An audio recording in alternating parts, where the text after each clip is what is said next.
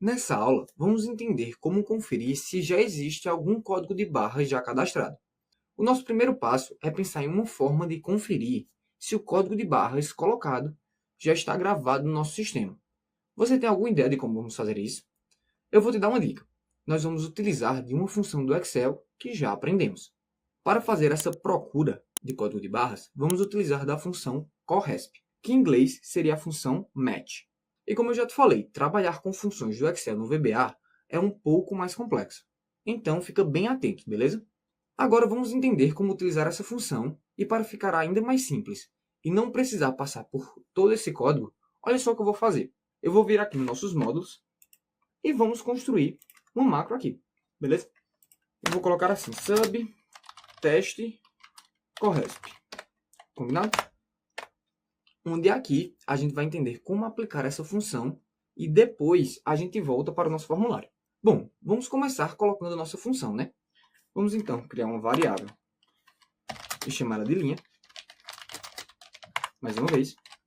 E aqui vamos dizer que linha vai ser igual a worksheetFunction.match. Essa é a função CORRESP, tá? Se você não lembra, tem 3 argumentos. A nossa função CORRESP tem os mesmos 3 argumentos. Olha só, pressionando Alt F11, aqui a gente tem a CORRESP, e a CORRESP tem o valor procurado, a matriz procurada e o tipo de correspondência. Então vamos lá.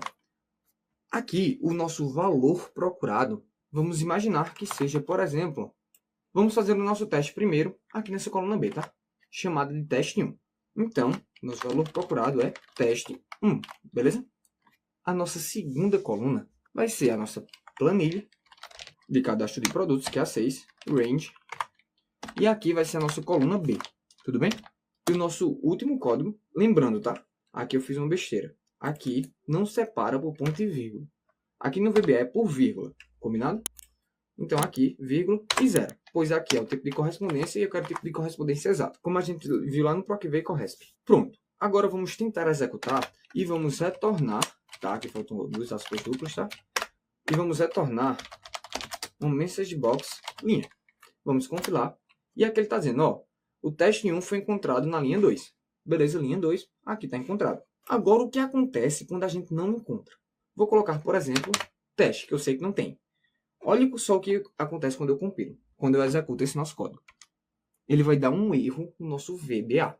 Isso aqui é um problema muito grande, pois caso não encontre o nosso código, por exemplo, ele não deve dar esse erro para o usuário, pois o usuário não vai saber o que está acontecendo com o nosso programa.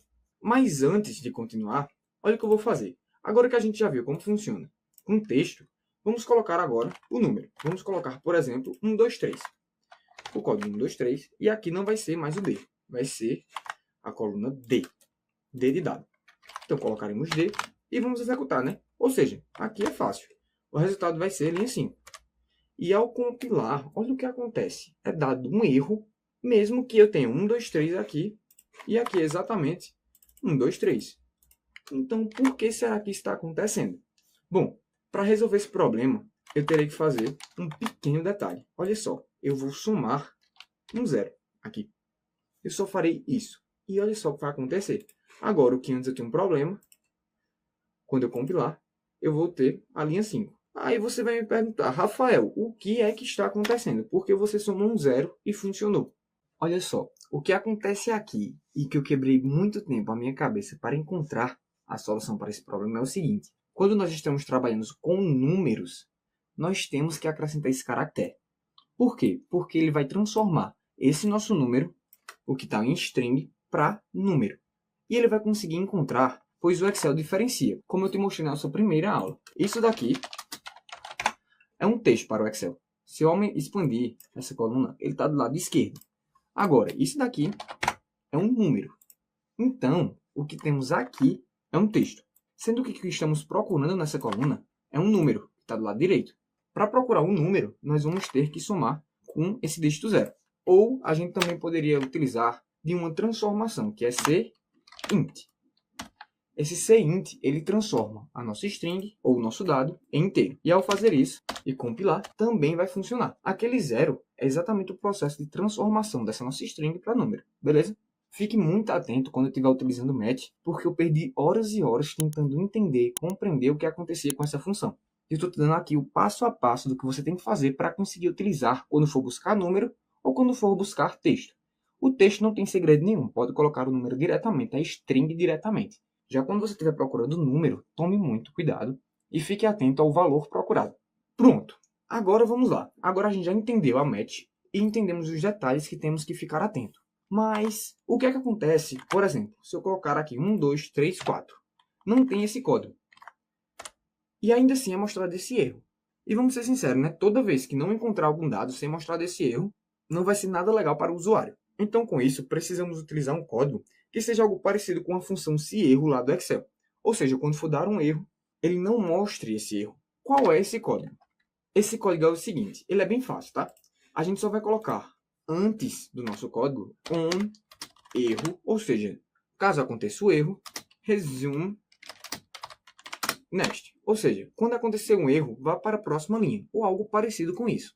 E agora, olha só o que acontece quando não foi encontrado. Eu vou executar, e quando não foi encontrado, ele vai retornar o valor de 0. Ou seja, podemos agora conferir se existe o nosso código cadastrado. Caso essa variável do dado for diferente de 0, ou seja, retornar uma linha, quer dizer que já existe algum valor cadastrado no meu banco de dados. Sabendo disso, vamos implementar agora no botão de salvar dados. Mas para fazer, temos duas condições. O primeiro é vir nesse nosso código, voltar para o formulário, e aqui em salvar dados, a gente precisa colocar outra condição if. E como é que a gente faz para colocar outra condição if específica, sem ser o if e o else? Será que existe essa possibilidade? Sim, ela existe. E para fazer isso é bem fácil também, tá? Lembre-se dela, pois podemos utilizar ela diversas vezes. O nome dessa condição é as duas juntas, else, if. E aqui a gente precisa passar uma condição, tá? Aí a condição que a gente vai passar vai ser analisar ou conferir aquele nosso código.